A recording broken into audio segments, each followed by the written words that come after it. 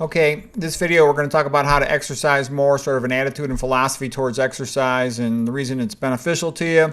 Here's a picture of my parents. They were members of the tennis club. It made them real happy, kept them busy with something they could do together. Good for couples to have some hobby they can share, running, nature hikes, whatever it might be.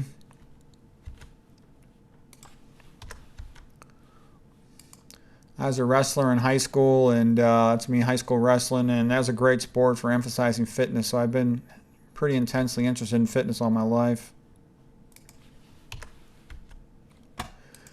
I got injured my senior year, and I couldn't wrestle for a while, so I went out for the cross-country team, and that was a great experience. These guys were by far the best students in the whole school. They had the highest SAT scores, were the most academically motivated. And I think there's something about the determination of being a long-distance runner. Cross-country in high school is 3-mile races. It just makes a person a much better student. And I've heard Ruth Heidrich say that she never saw a runner become demented. And it does do a lot of good things for the brain.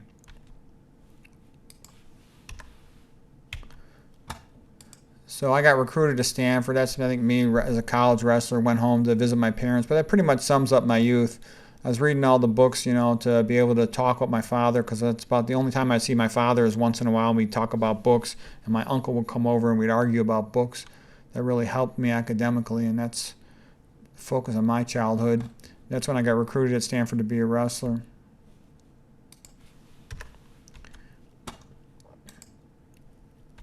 And then here's the Stanford wrestling coaches. This is Mark Schultz, who was national champion. Here's him defeating Ed Bannock from Iowa, two-time national champion in the NCAA finals. It's one of the best wrestling matches ever in history. It was an awesome wrestling match. It's just incredible. Here he is after winning the NCAA title, congratulated by his brother Dave, who also became an NCAA champ, world and Olympic champ. Andre Metzger, national champ. And it was so inspiring to be around these guys. I learned more from the Schultz brothers than from any of my professors at Stanford. Just an intense, focused attitude. How pretty much you only focus on one or two things in your whole life, but you get a lot better at them when you do that. So this is Dave Schultz winning the Olympics right here. Here was my roommate, Dave Lee, NCAA champ, All-American, national champ. So I was always around these guys who were better wrestlers than me. I'd been injured, so I was making my comeback, but that very much motivated me, incredibly motivating. Like Alfred Adler, inferiority complex. I wanted to compensate by trying to become a great student because I was kind of embarrassed and frustrated. I wasn't as good an athlete as I used to be and not near as good as these guys. So, but anyways, we had our wall of fame in our room, and so you would always try to move up on the wall of fame with your competitions. That was a big motivator. Okay, so now the thing about exercise is you look at a kid. Kids are always running around, and what I see is a lot of old people. They sit around, especially the more stupid and demented they are, the more likely they just sit around. I know stroked out people that'll just sit around. People that are mildly demented often sit around watching TV all the time. Fully demented person, they might not even, they just sit and stare out into space. But movement is a sign of life, youth, intelligence. It's good. I mean, as Voltaire said, why do animals have brains? Because they move. Once you move, you got to make a value judgment. Which way do you go? What is good? What is bad? What do you avoid? You look at the sea squirt, juvenile phase. It's a tadpole. It has a brain, and it swims around. As an adult, it attaches to a rock, becomes a filter feeder, and its entire brain is recycled. You don't need a brain if you're just a filter feeder attached to a rock, like a plant that doesn't move. So when you move, you get increased brain-derived neurotropic growth factor, which stimulates neurogenesis, the growth of new neurons. And that happens in a couple places. The memory center, hippocampus, the area around the ventricles called the subventricular zone, and the substantia nigra, which means that new neurons can be produced in a Parkinson's patient and be helpful to them. You'll get production of new mitochondria with exercise. You'll get increased glycogen storage in your brain. You get, not just in the muscles, also in the brain, increased brain angiogenesis, the building of good new blood vessels, collateral circulation, brain synaptogenesis, forming new synapses. So all of these things greatly help the brain. As a matter of fact, this is a great video right here. Frank Longo, MD, PhD, is a neurologist at Stanford. And in his lecture on learning and memory, you go to the 1 hour 51 minute point. You'll see neurons staying green. You can see how hungry and the neurons are to form connections with other neurons. And it's that, in an intelligent person, they need to do something interesting every day. Read a book, have an interesting conversation, analyze something interesting. And it's good to keep doing that every day. But what I'm basically saying is it's a sign of fitness and smarts that people do more effort. I see that amongst the docs I know. The brighter ones make more effort to maintain their fitness. That's a real characteristic of high functioning people, to maintain good fitness as they get older and put a lot of effort into that.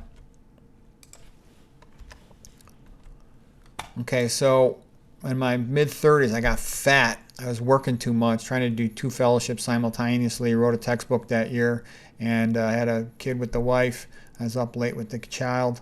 So I got fat, and then it took me a couple years to lose weight. That's my skinny picture. Sorry, it's blocked by the webcam picture, but man, you want to keep moving. You look at all these Blue Zone, National Geographic, Dan Buettner centenarians.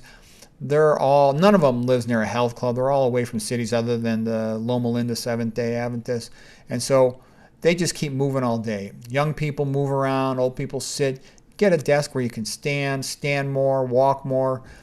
Get a treadmill desk if you can, if you like that. Always go to the far bathroom, preferentially take some stairs, constantly be going up and down stairs. My wife kind of like controls the house. Like in a lot of marriages, the wife's kind of control the house, and she took over the ground floor bathroom, and at first she was all proud of herself, but I'm glad because I always have to go upstairs, downstairs, so I get a lot more exercise, and that's turned out to really be a good thing.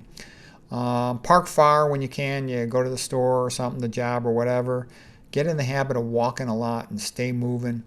And two, if I look back at my life, I screwed up and made a lot of mistakes. One of them was I wish I had lived next to a better park for exercise. I wish I had worked next to a university where I did coach wrestling my first 2 years of med school, but I wish I had stayed at a university or place where I could have coached wrestling all the way through the rest of my career. I still coach my nephew. He's a high school wrestler, but I wish I stayed closer to the sport because it would have kept me in better shape, and it's a lot of fun.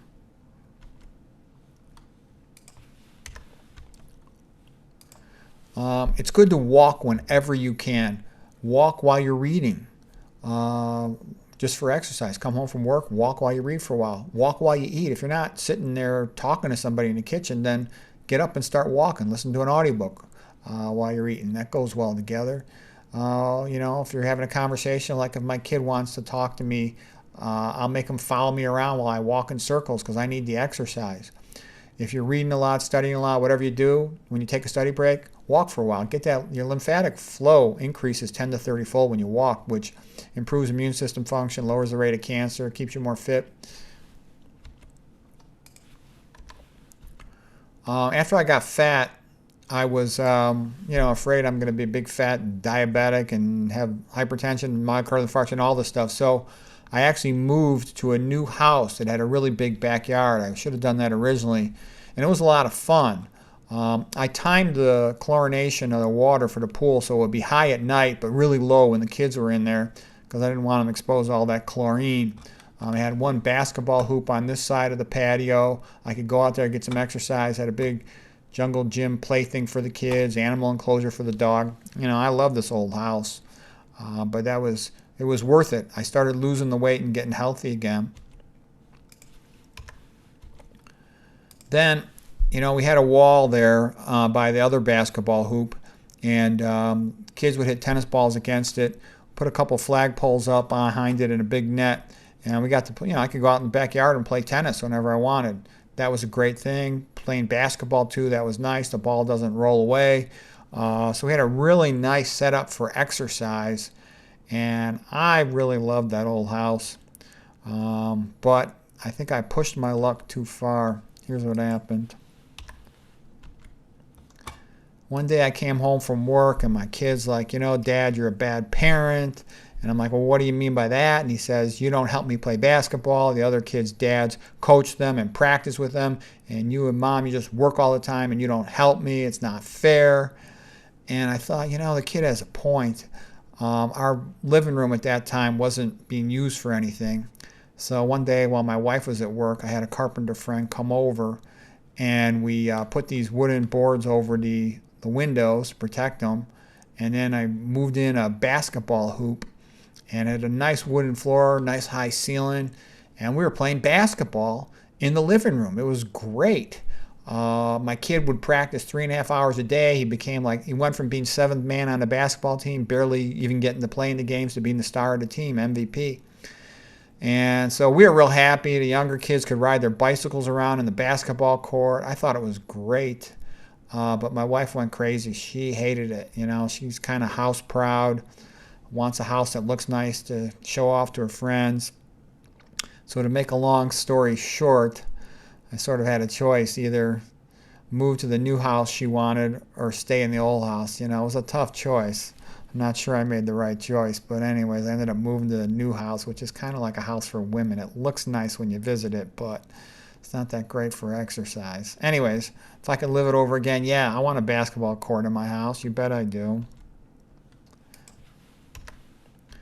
Okay, so what do I do now? I'm, sort of only allowed to go in the basement practically. I like doing these high repetition squats. The unique thing about this picture here, this is me doing high repetition squats. The handlebars are up in front. This is called the safety squat bar, so you don't have to grab the bar all the way back. A lot of old guys got some shoulder problems, myself included. So I can squat with a safety squat bar. I could squat with the other bar, but it hurts my shoulder, so this is nice. I do real high repetition squats, like high intensity interval training. I think everybody should do some squats. You don't have to squat with a heavy weight or anything. It's like getting up from a chair. I just do one set a week, and that maintains pretty good physical strength. And you get endurance from it as well. So walk every day, go up and down stairs every day, keep moving every day, and at least once a week, lift some weights. You're going to have to warm up for a couple weeks to get used to it. I like these kettlebells for doing just these warm-up squatting exercises before I get to the heavier weights. But anybody can squat, and it helps you maintain your balance. All these old people, they're so pathetic and weak.